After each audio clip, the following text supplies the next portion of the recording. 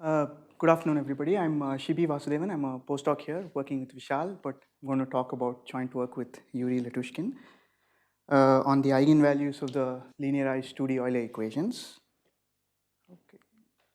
Okay, so we are looking at the 2D Euler equations, incompressible, inviscid 2D Euler equations on the torus that are given as like this. Omega, this is the equation in the vorticity form. Omega is the curl of the velocity. This is the vorticity, u is the velocity. And then you look at steady states of the form where omega naught is given as a smooth function of the stream function psi naught. The psi naught is related to u naught via this formula, and omega naught itself is negative Laplace of the psi naught. So the sort of steady states that we are looking at are these plane parallel shear flows and also sinusoidal flows of this form. You linearize this equation about these steady states and you end up with an equation of this form. So associated with this equation is this linearized vorticity operator, and our goal is to somehow characterize the unstable eigenvalues of this vorticity operator. So this will correspond to exponentially growing solutions to this linearized vorticity equation. Okay. Okay, so this is, so here is our linearized vorticity operator. The first piece we call this operator L naught. This is a skew adjoint operator and its spectrum will fall on the imaginary axis. So in some sense, it is some perturbation of this skew adjoint operator. So associated with this operator is this elliptic operator that is given like this. G primed is the derivative of the steady state, and L naught is this operator here. This is the resolvent operator. This is well defined for lambda greater than 0 because L naught has spectrum only on the imaginary axis. And there is this theorem of Jiu-Lin that says that a positive lambda is in the spectrum of the vorticity operator if and only if 0 is in the point spectrum of this operator. So studying the unstable eigenvalues of this vorticity operator is equivalent to studying, showing that this operator has non-trivial kernel or that 0 is an eigenvalue of this operator. Okay, so if you write down this A lambda operator, and if you consider mu that is outside of the spectrum of the Laplace operator, it turns out that you can factorize this A lambda minus mu as follows. So you can pull the Laplace minus mu outside and you will end up with an identity minus this operator. So where this operator is denoted by this k sub lambda of mu, and essentially you end up with this type of factorization. So this k sub lambda mu is a Hilbert-Schmidt operator, and these are sort of nice operators. You can think of them as diagonal operators. The simplest case is when it is a diagonal operator and the diagonal elements are L2 summable. So this formula is kind of interesting. It tells you that mu is in the spectrum of this A sub lambda, while well, mu has to be in the resolvent of the negative Laplace operator, if and only if 1 is in the spectrum of this operator, if and only if the det 2 of this associated with this k sub lambda, you can define this 2 modified determinant. If the operator were nice enough, the determinant would simply be the product of the eigenvalues. It would be 1 minus chi of lambda, where chi of lambda are the eigenvalues of this operator. But now you also have to multiply it by the e to the chi of lambda to make sure that this product converges.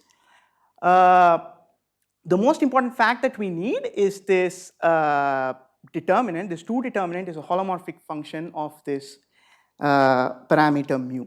So it somehow allows us to characterize these eigenvalues. So effectively, this is our main result.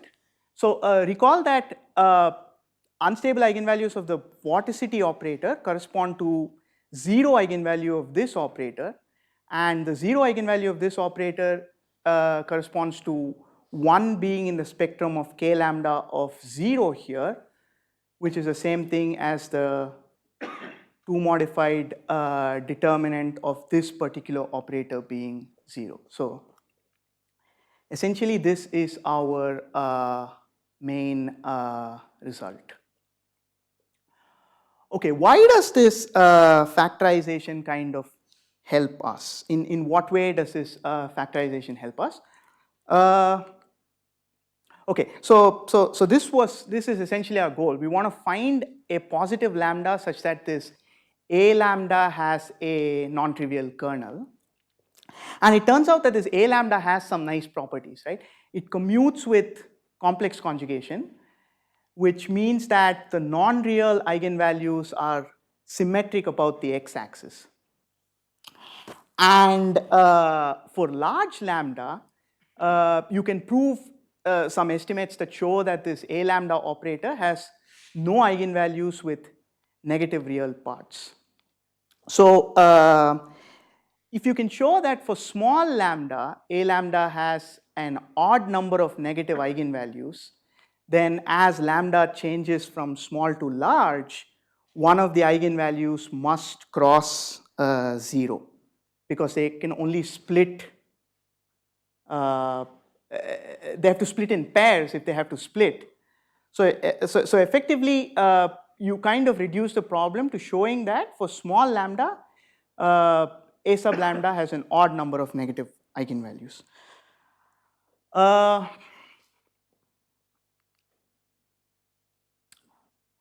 Okay, so how do we do this? So it turns out that associated with this a lambda, for when you put lambda equal to 0, there are these limiting dispersion operators. Here P naught is the orthogonal projection onto the kernel of L naught. And in certain cases, you can explicitly compute the number of negative eigenvalues of this A naught operator. So, and then you want to somehow show that for small positive lambda, A lambda also has the same number of, the number of negative eigenvalues doesn't change as you move for small positive lambda. Okay, so similar to the A sub lambda factorization, A naught has the following factorization like this. So mu is an eigenvalue of this operator if and only if this 1 is an eigenvalue of k naught of mu, if and only if this 2 modified determinant is 0. And so what happens is you can, and you already know that A naught has odd number of negative eigenvalues, right? So you can put a contour in the mu plane that kind of covers all the negative eigenvalues, and you know that this d sub lambda, d lambda converges to d naught uniformly on compact subsets of the mu plane. So then you can kind of use complex analysis techniques like the argument principle or Roche's theorem to show that the number of roots remains stable when you perturb it by small lambda. And so that's effectively that, right? Because then you can show that A lambda has an odd number of negative eigenvalues for small lambda, and that means one of the eigenvalues will have to cross the x-axis, and that will correspond to unstable eigenvalues of your original vorticity operator. And that's basically that.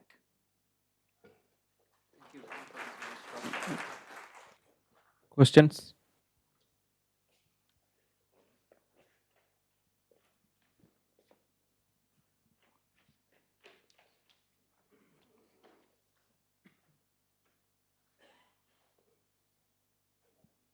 Hello, sorry, just some simple question.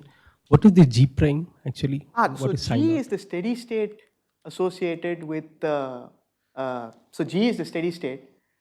So if you think of a steady state like sine my, your G primed will essentially be m squared. So psi naught will be like uh, cos my with a factor of m. So omega is the second derivative of psi naught. So effectively, if you differentiate this twice, you will pick up a factor of.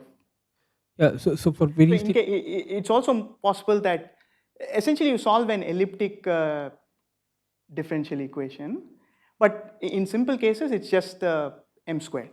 It would just be m squared. It would be a constant. so in particular, is G prime, does it have some property? Is its spectrum is something, or what is the? G is just a function on R. Yeah, okay, so is it a positive function, or the Uh, or that's not necessary? I'm trying to understand what property of G prime went into your mathematical analysis. For the examples we consider, I think G primed is greater than 0, yes. Okay. I don't think there is any condition. Is there a condition on this G primed? Okay, and The example we consider is this sinusoidal flows, okay. parallel shear flows. So and another question was about this operator that you call as K. So the question was whether the K has identity in its spectrum. The question is how does the spectrum look like? Does it is it always less than identity, or? I don't know how you actually compute the spectrum. So essentially, you use this formula, but we actually don't compute the spectrum. We use the fact that this is a holomorphic function. So effectively, we never actually write down the operator and compute its spectrum here. We work with this limiting operator, this A naught, and we know that this A naught has an odd number of negative eigenvalues, which tells us that this guy has an odd number of negative eigenvalues. We actually don't write down the full operator and compute its spectrum. It's kind of an indirect. So K lambda is related to A lambda, K naught is related to A naught. We can compute the spectrum of A naught, get information about the 2 modified determinant associated with this K naught, and transfer that information to the 2 modified determinant associated with K lambda. We don't actually compute the spectrum of this. Yeah.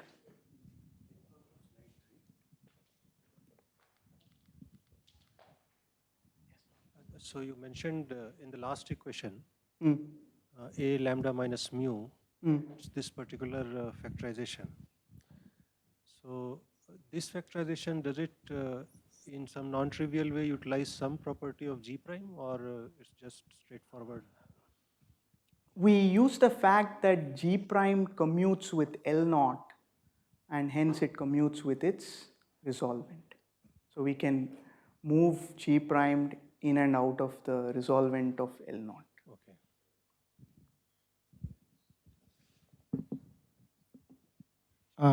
It's just a question about terminology. Like, what is the definition of a two determinant? What is a two determinant? Two determinant. If this is a Hilbert-Schmidt operator, you can, and these are the eigenvalues of your operator. So this product is the two determinant. So if it were a trace class operator, you wouldn't need this e to the. You wouldn't need to exponentiate the eigenvalues for this product to converge. But if it's a Hilbert-Schmidt operator, this alone will not converge. So it's some, I think, determinant is just a product of eigenvalues, right? But it's added exactly to just like so that it converges. You need this extra factor. Okay. Is it like some canonical factor, or is it like, I don't know, I mean, is it like there are many choices of such factors? I don't know. This is the only sort of. You're saying you want to put some other factors for this thing to converge. Or rather, it is just some choice, one particular choice, or is it some natural choice? I think I believe this is pretty natural, right? Okay. This product won't converge, and yeah. I guess I don't know. Is that a natural? Is it unique? You're asking. I don't know the answer to that question. So no further questions. So let's thank the speaker again. And